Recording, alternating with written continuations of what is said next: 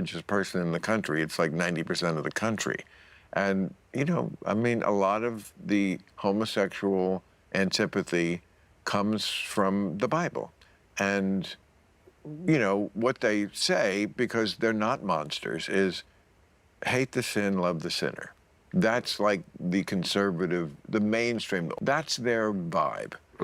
They're not Taliban. They're not for cutting heads off. No, of course not. But What you're about to hear are two men from different worlds, an actor and a comedian, trying to talk about identity, progress, without losing their minds. It's honest, it's awkward, and it's exactly what most of us wish we saw more often. But they also just think it's, I mean, Pete Buttigieg in the black community, do you know what his approval rating is? That's the kind of back and forth that used to be normal. One guy rooted in ideas, the other in experience. They don't cancel each other out. They sharpen each other. That's how grown-ups debate. People who want him to be president among black voters? Pretty low? 0.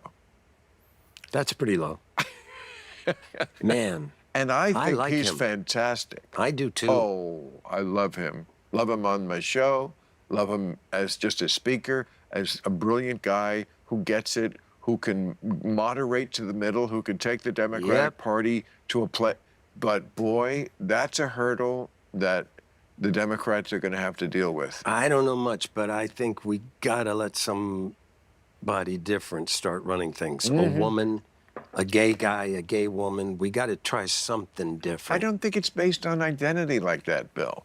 It's not about whether the person is gay or a woman. It's the ideas in their head. No, because there's a different perspective. There's a different life story. You've been listening to too much NPR. No, come on. Okay. I mean, all the people I know, they were born gay. They didn't become gay. They were born gay, and they have a different well, I mean, you can say that. You're always experience. You can say that. You're always kissing them.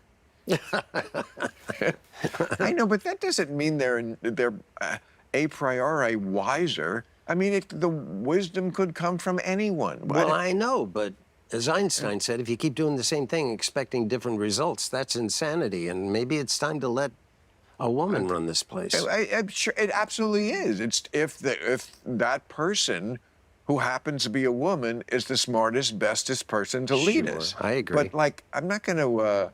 Well, I think we can count on it that if a woman gets elected, she's going to be sharp. You know, because she's got a heavy climb. But Bill, you know who actually could possibly do it theoretically? Who? A wasp.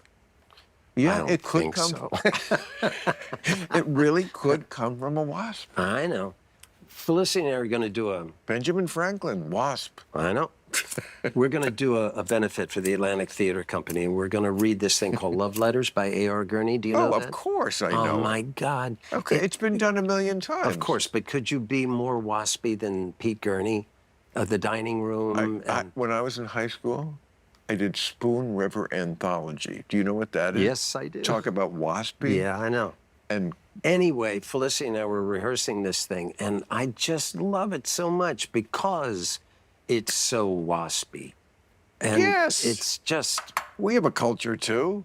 I know, but I haven't really experienced that culture in a long time, not on this level, that to sink ourselves into it and to play these waspy people. I'm trying to be street and smart and erudite and all these other things that I'm not sure I am. White people contribute a lot to this country. We were the first to combine avocado and toast. They joke their way through the tension, but that's what keeps people listening. Humor opens the door that politics slam shut. These two know exactly how to use it. I said that. The Winter Olympics, Muzak and elevators.